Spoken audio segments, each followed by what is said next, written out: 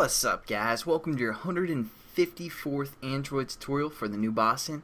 And I just again wanted to apologize for, being so boring and just being like the JSON parser, you do this and that.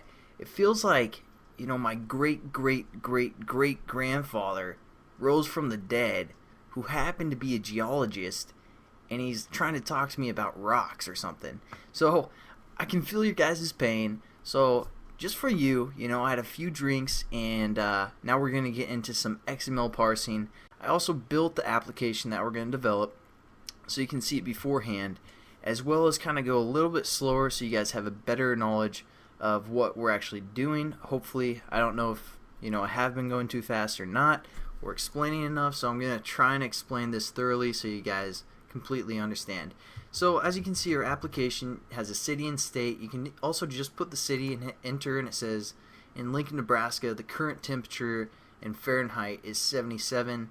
You can also just say whoa, like Texas. Let's go just Texas. The state of Texas is 86 degrees. More specifically, Houston is 82 degrees. And what this application is actually doing is we're using XML parsing from the Google Weather API. So it's kind of like JSON, but it's XML parsing. It's a little bit different, but hopefully you guys will understand this a little bit more thoroughly as well. So that's what our application looks like. And just to get started, you guys probably guess you need to build your layout. So I just have a text view, an edit text, and a state, another text view which says state, and an edit text, a button, and then just another text view that has a reference attached to it. These two don't have a reference. We aren't going to change them or anything. We don't need a reference for them. So just get that set up, and then we're going to go over here into our class, which we call Weather XML Parsing, extends activity, and implements the onClick listener. Again, we have a string reference. Well, we'll get to that in a second. I'll actually delete that. We have a text view, which is going to change for weather and all that stuff. And we have two edit text for the city and the state edit text. Have those all set up, and set our content view to the Weather XML, as well as set a button to an onClick listener, which we implement for the class. And here's our onClick listener. Nothing too new. Hopefully you guys can set that up, but I know you guys probably need some time, so just go ahead and do that right meow.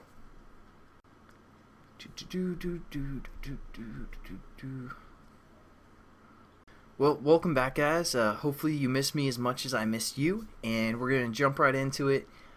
We also need to create two other classes called Handling XML Stuff and XML Data Collected. So go ahead and set those classes up as well. Right now they aren't really, doing anything. So yeah, just get those set up, and we're gonna get started. Those are all the classes we're gonna need. You guys probably just want to keep those tabs open. You can close your your XML layout tab after you're done developing that, but keep those open for the next few tutorials as we work through. And how this application is going to retrieve its data is from the Google Weather API, and here's the website for the XML file that we're pulling our data from. As you can see, there's a lot more information besides just the city and the temperature in Fahrenheit. But I thought that'd cover enough of the information that you guys would need to understand the concepts. This is basically what I'm pulling is the city, which says Lincoln, Nebraska, and the condition of Fahrenheit, which is right here, 77 degrees as of right now. We could also pull the condition, say yeah, it's clear outside. There's a humidity of 90%, which is just crazy. And there's all this other stuff we can pull as well, like the projections for Tuesday, Wednesday, Thursday, Friday if we chose. But for our purposes, we aren't going to really refer or care about those. You guys can add it to your application for homework. But again, the most important thing is our URL, which is www.google.com/ig /API question mark weather equals and then the city comma state. So that's a basic introduction to what we're going to be doing and just kind of seeing everything before we actually develop, because I think that might be a little bit more beneficial for you guys. And again, we're just going to work with the string bridge in the next tutorial. Even though we've used it before, I haven't really made a tutorial on it, so we might as well do that since we're breaking everything down and everything. So I'll see you guys in the next tutorial. Have a good one.